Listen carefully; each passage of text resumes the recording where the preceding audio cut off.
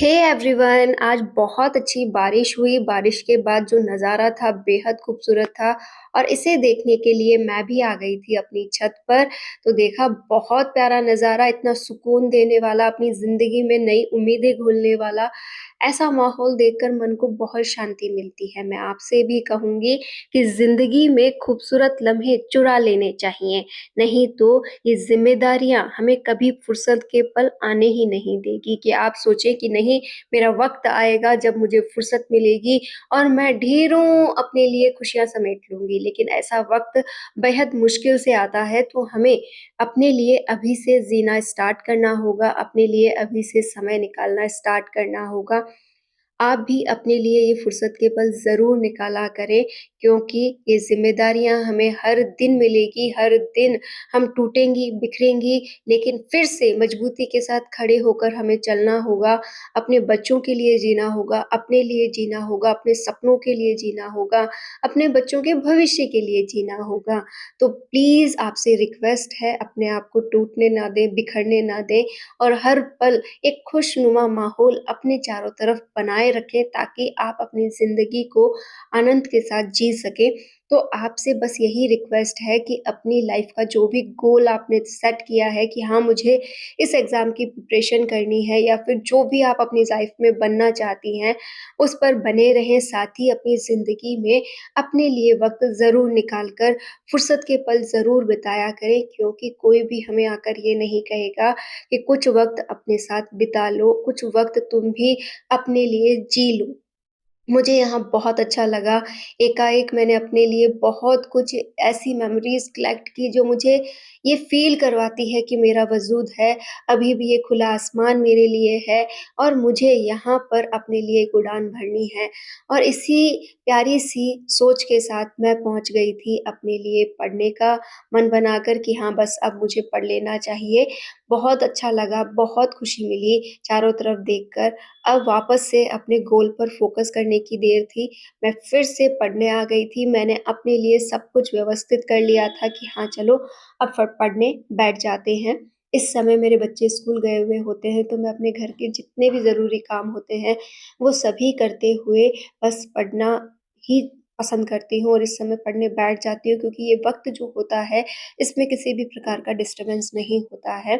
तो आप भी यदि किसी भी एग्ज़ाम की तैयारी कर रही हैं, चाहे वो आरपीएससी रिलेट हो या फिर कोई भी यूपी टेट वगैरह, कोई भी एग्ज़ाम जिसकी आप प्रिपरेशन कर रही हैं, तो प्लीज़ अपने लिए एक शेड्यूल ज़रूर बनाएँ। मैंने भी अपने लिए एक स्टडी टाइम टेबल बना रखा है कि सुबह मुझे 4 बजे के समथिंग उठना है और जितनी भी कोशिश हो सके, जैसे अभी मैं 6 बजे तक ही पढ़ पाती हूँ, तो 4 बजे से लेकर 6 बजे में मुझे डेढ़ घंटे की पढ़ाई मिल जाती है। और यहाँ पर बिना किसी डिस्टर्बेंस अगर आप डेढ़ घंटा या 1 घंटा भी निकाल लेती हैं, तो पूरे दिन आप एनर्जेटिक हो जाती हैं कि हाँ, मैं कुछ कर सकती हूँ, मुझे अपने टारगेट्स अचीव करने हैं और इसी फीलिंग के साथ आप पूरे दिन बहुत अच्छे से बिता पाती हैं। 6 बजे से लेकर मैं साढ़े 10-11 बजे तक अपने घर के सभी काम कंप्लीट कर लेती हूँ और इसी के साथ मैंने जो भी पढ़ा होता है, वो माइंडली रिवाइज़ या फिर उसे किसी क्लास के द्वारा मैं रिवाइज़ कर लेती हूँ। और एकाएक जब ऐसी फीलिंग आती है कि चलो बहुत कुछ अच्छा हो रहा है, जो पढ़ा था वो याद भी है, रिवाइज़ भी हो गया है और फिर बहुत अच्छे मन के साथ बिना किसी डिस्टर्बेंस के मैं दोबारा से दोपहर में 11 बजे के बाद पढ़ने बैठ जाती हूँ, जैसा कि अभी आप देख पा रहे हैं। ये मेरे पढ़ने का टाइम होता है। इसमें मैं 2 बजे तक अपने साथ रहती हूँ, बच्चे 2 बजे आएँगे और 2 बजे जब तक बच्चे आएँगे तो मैं काफ़ी अच्छा अपने टारगेट्स पूरे कर चुकी होंगी, अपने टॉपिक्स पूरे कर चुकी होंगी, उनको प्रैक्टिस में ला चुकी होंगी। लेकिन अगर आप सोचिए कि बिल्कुल डिस्टर्बेंस नहीं है, तो हमें कई बार कई कामों के लिए उठना भी पड़ता है, कुछ न कुछ करना भी पड़ता है, लेकिन ये चलता है। जब हम बिल्कुल ही कुछ नहीं कर पा रहे हैं, उससे बेटर है कि हम कुछ कोशिश करना स्टार्ट करें।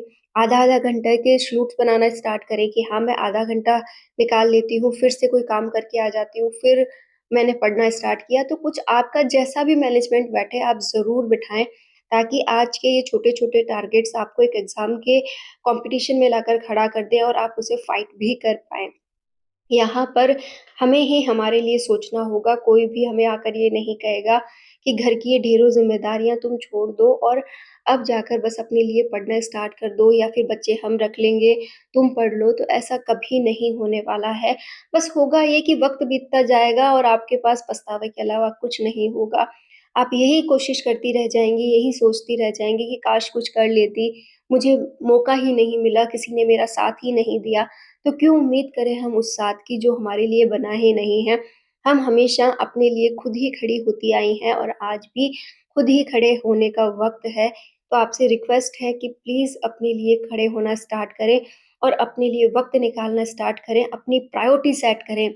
मैं आज आपको यकीन दिलाती हूँ कि यदि आप एक बात पे नोटिस करेंगी कि आज मुझे ये काम करना है, उस काम को एक बार वापस से रिवाइज़ करके सोचना कि क्या करना ही है, तो आप पाएँगे कि नहीं ऐसी कोई रिक्वायरमेंट नहीं है, ये कल भी हो सकता है। दूसरा, आपको कोई काम बताया जा रहा है और आप उस पर गौर करें कि क्या वो आपके बिना हो सकता है, तो आप पाएँगे कि वो जो भी व्यक्ति है जो काम बता रहा है, वो सेल्फ भी उसे कर सकता है और उसमें आपकी ज़रूरत नहीं है।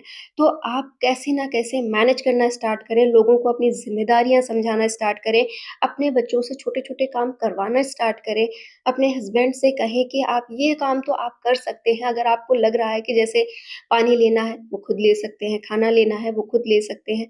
तो कई ऐसी बातें हैं जो हमें उन्हें सिखानी होगी, उन्हें अपनी ज़िम्मेदारी सिखानी होगी, उन्हें स्वावलंबन जो शब्द हमें बचपन से पढ़ाया जाता है, उसका महत्व सिखाना होगा।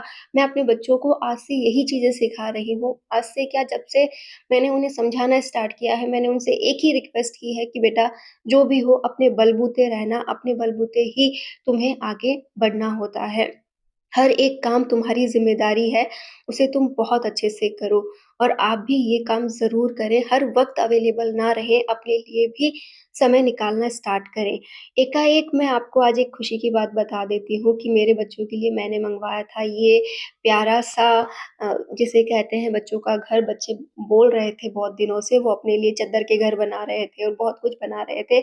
उनके इतने स्ट्रगल के बाद आज मन किया कि उनके लिए सरप्राइज़ मँगवा ही दूँ। तो ये सरप्राइज़ आज पहुँच गया है, मैंने उनके लिए ये रेडी कर दिया है और ये वाला घर अब उनका सरप्राइज़ होगा, वो अभी बस स्कूल से आने ही वाले हैं। तो आप भी अपने बच्चों को इस तरीके से छोटे-छोटे सरप्राइज़ेज़ ज़रूर दें।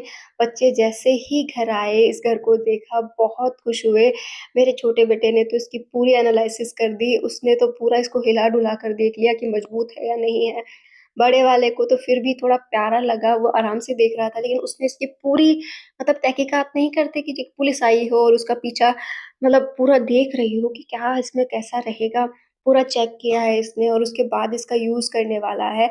खुश तो बहुत हुआ, उसके बाद सोचा कि बस अब तो मैं इसके अंदर ही रहूँगा, खाना भी मम्मा मुझे यहीं ला दो, कपड़े भी चेंज नहीं करने, मतलब इतने एक्सक्यूज़ और इतना सब कुछ बोलने के बाद उसको ये घर फाइनली अच्छा लगा और वो इसमें आज रहने के लिए तैयार है। आज तो मन बना चुका है कि रात को सोना भी इसी में ही है। तो आप भी अपने बच्चों के साथ कुछ न कुछ करती रहा करें क्योंकि हमारी ज़िंदगी हम और हमारे बच्चे ही होते हैं। तो बच्चों की स्क्रीनिंग टाइम को आप प्लीज़ कम करें और उन्हें किसी न किसी काम में बिज़ी रखें।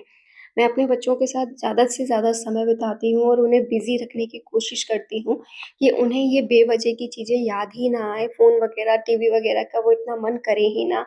तो आप भी अपने बच्चों के साथ समय बिताया करो, आप भी अपने लिए समय निकाला करो। तो मैंने उन्हें दिया खाना वग़ैरह और वो अच्छे से अपने आप को एन्जॉय कर रहे हैं, घर देख रहे हैं और वहीं पर बैठे-बैठे थोड़ा-सा खेल रहे हैं। तो मैंने सोचा एक थोड़ा-सा टॉपिक पेंडिंग था, उसे करके आ जाती हूँ। तो मैं वापस से आ गई अपने टॉपिक को पूरा करने के लिए। आपको मैं जानते ही हैं कि मैं आरपीएससी फर्स्ट ग्रेड की तैयारी कर रही हूँ और भी कई एग्ज़ाम्स हैं जिनके आप ये मानकर चल सकते हैं कि हम अभी से अगर तैयारी करें, तो उस एग्ज़ाम की डेट तक हम बहुत अच्छा कर लेंगे। यदि आप first grade, second grade, third grade इनमें से भी किसी एग्ज़ाम की तैयारी कर रहे हैं, तो आपके पास अभी 1 साल का वक़्त है और आप पूरा अगर ज़ीरो से भी स्टार्ट करेंगी, तो बहुत अच्छी तैयारी कर सकती हैं। आप भी अगर ज़ीरो से किसी एग्ज़ाम की तैयारी करना चाहती हैं, तो उसकी कमेंट कीजिएगा। मैं उसकी पूरी डिटेल आपको देने की कोशिश करूँगी। फ़िलहाल आरपीएससी फर्स्ट ग्रेड से रिलेटेड ज़ीरो से आप कैसे तैयारी करें, मैं कल एक वीडियो डालने वाली हूँ जिसमें आप देख सकेंगे कि कैसे हम फर्स्ट ग्रेड और सेकंड ग्रेड की ज़ीरो से तैयारी कर सकते हैं। साथ ही मैं आपको ये भी बताने वाली हूँ कि कैसे हम थर्ड ग्रेड और सेकंड ग्रेड की एक साथ तैयारी कर सकते हैं। तो बहुत कुछ है आपके लिए स्पेशल, साथ ही आने वाली है आपकी क्लासेस। तो कुछ ना कुछ हमें अपनी लाइफ में करते रहना चाहिए। कभी भी अगर आपको लगे कि मैं थक गई हूँ, मुझे ठहराव चाहिए, तो आप मान लेना कि ज़िंदगी में भी ठहराव आ गया है। अब आप कभी भी आगे नहीं बढ़ सकती, क्योंकि जब तक व्यक्ति चलता रहता है, अपने लिए कुछ न कुछ करता रहता है, तभी लाइफ भी उसे आगे बढ़ने का मौका देती है। तो बस एक बात ध्यान रखिए, त्याग वहीं करना जहाँ तुम्हारी कदर हो। दोपहर में दिया जलाने से अंधेरा नहीं, वजूद कम होता है। तो अपने वजूद पर आँच ना आने दें, हर वक़्त अवेलेबल ना रहें, अपने लिए खड़ी रहें, अपने लिए वक़्त निकालें, अपने लिए आगे बढ़ती रहें। यही ज़िंदगी होगी, हर कोई मान तभी देगा जब आप अपना मान करना सीखेंगी। तो आज से अपने मान पर फ़ोकस करें, अपने वजूद पर फ़ोकस करें। All the best.